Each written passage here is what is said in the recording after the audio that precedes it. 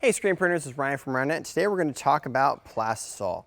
Yes, that wonderful ink that you all love printing so much, especially white Plastisol, right? Because it's so runny and easy to print.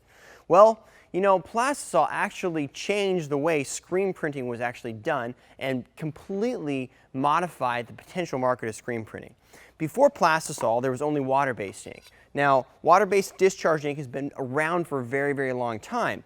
A lot of us actually learned on water-based ink. I'm sure if you ever got a speedball kit or something like that, I actually learned on speedball water-based ink. It was very runny, it only worked on light garments, it didn't show very well on dark garments, and it clogged the screen. So today's version of water-based ink is a little bit easier to use, and a lot of people are going towards water-based ink because of the environmentally friendly factors of it. But the bottom line is that we shouldn't forget our friend Plastisol, because Plastisol actually changed the way we screen printed.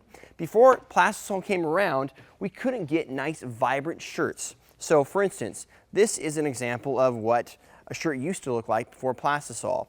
It would be, you'd have color on it, but the color would be washed out and faded. It wouldn't be nice, bright, and vibrant. With Plastisol, you can have nice, bright, vibrant colors because of the opacity suspended in the plasticizers and the PVC of the ink. So Plastisol really came into the market in the 70s, and because of its invention, essentially, screen printers were able to actually control their ink consumption, control the opacity on the shirt, and be able to make much better quality shirts that actually popped out and looked nicer on darker garments, which is what most people want anyway. So let's actually show the use of Plastisol, kind of compare it and contrast it against water-based printing, and kind of talk about some of its advantages so that maybe you appreciate printing that thick white Plastisol the next time you go to screen print it. This is Ryonet white, probably one of the thickest Plastisols that we sell because white ink has the most pigment in it. Now a black Plastisol or like a fluorescent Plastisol that has not as much pigment load is much runnier and thinner. And some Plastisols are almost as thin as water-based, for instance, like our process inks, because they're meant to go through high mesh screens. Now something that a lot of people don't know is that you want to mix your ink and modulate it. So if your ink is left to sit, it's really important that we mix our ink like that before we use it. And this is called modulation. And this does a couple things. A, it makes it consistent, and B, it kind of activates the molecules in the ink, kind of activates the plasticizers and takes them and makes it much creamier and easier to use. So if you're in a large shop, obviously it's much harder to do this, but you can get like a drill press with a mixing bit and then just mix it around like so, and then look how much creamier it is after it's just been mixed a little bit. Makes it much easier to print. The other thing you can do with Plastisol is you can add what's called Curable Reducer in it. And you can see how runny this is. This is Curable Reducer. So what Curable Reducer actually does, if we add just a little bit into this white ink, is this actually reduces the opacity, but it also makes it much easier to print. So much runnier. And I added maybe a couple percent in there, but just already you can actually see how much runnier this ink is. And that makes it easier to print. So if you're not going on a straight black garment, you're going on like a gray garment or a lighter color garment, you don't need the full body of the Plastisol. And what the Curable Reducer will actually do is it will allow us to go through higher mesh screens, it will soften the ink out, it will make it easier to print, and will allow us to use less ink because it thins down that ink. Now that won't work great on dark garments because it just reduces the opacity, which means you have to print more prints. So all of these screens have Plastisol ink in them.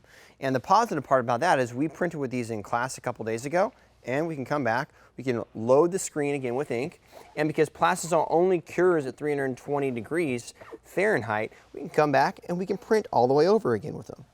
Now with one pass on a dark garment, this is how much opacity we get. So also with Plastisol, we have a lot of opacity. Now typically on a white on black we would do a print flash print, but you can see the opacity is already showing up very nicely on the darkest color, which is black.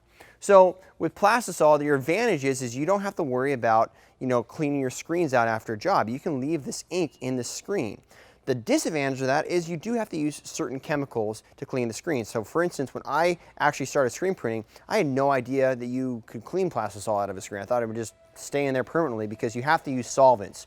Now we have environmentally friendly solvents now, like the EnviroLine and the Ryonet Screen Wash that are citrus-based that clean this Plastisol right on out. You don't have to use stinky solvents, but you have to use these. If you try to use soap and water with this, it's just going to make a horrid mess. So you have to use the solvents in order to clean that. But the plus side is that you don't need to have to clean it unless you're you don't want to reuse the screen for a different job, or you're going to leave them up for too long. Now, obviously, this ink will attract dust. So if you're in a dusty environment, you do want to take the ink out of your screen or cover your screen so it doesn't get dust in it, but it doesn't dry, which is awesome. I do recommend, however, cleaning out the image area. So if you notice here, my image area is clean. I don't have ink in it. I've done a complete print. I would not leave the screen like this, for instance, because there's ink halfway in the print.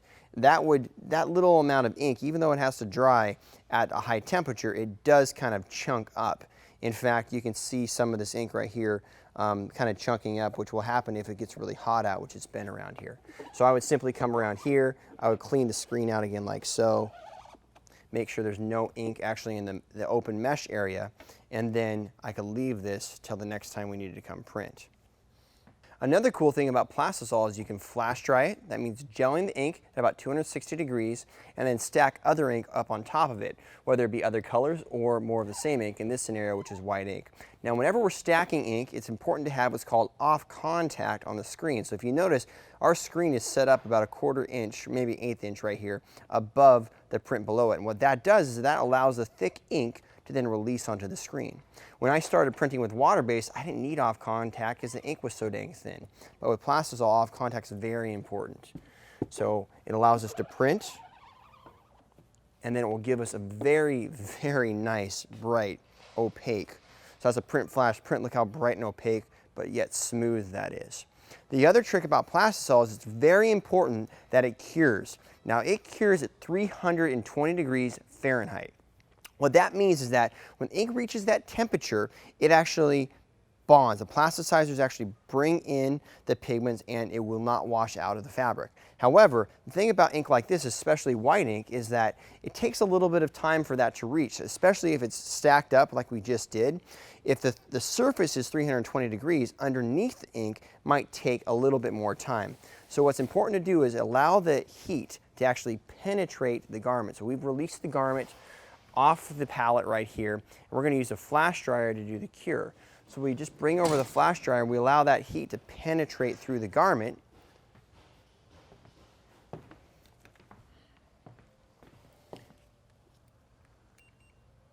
Okay, ready? We use a laser temp gun to temp the surface of the ink. Now the surface is about 350, which means that my base is probably 320. Now there's no science to that, but it is important and is absolutely imperative that the entire ink film reaches that 320 degrees, so that if you're just temperating the surface, it has to be done underneath the drying element, whether it be conveyor dryer or flash dryer, and you need to make sure that the top is actually going to be a little bit hotter. But nice thing about Plastisol is that because it's thick, it works on, there's inks that work on polyesters. Now, not every Plastisol works on polyesters, but because it's a petroleum product, you can stretch it. It's flexible. In fact, if you stretch it like this and it doesn't crack, like so, that means it's cured. If it actually cracks, that's one way to tell if it's not cured. So Plastisol is very easy to use and very easy to tell if it's cured or not cured, and you can use a simple thermometer gun like this to help ensure that happens. But the curing process is very important because if the ink doesn't cure, it's going to flake off the shirt. So the next time you go to pull out that tough white Plastisol and are having a hard time mixing it up, just remember, don't take it for granted, because without Plastisol ink, we probably wouldn't be here right now, because screen printing really was made based around a market that Plastisol made it accessible for printers to use easy to use ink and print nice, awesome, opaque, bright designs on dark garments. Have a great day, and remember, Plastisol, friend, not foe.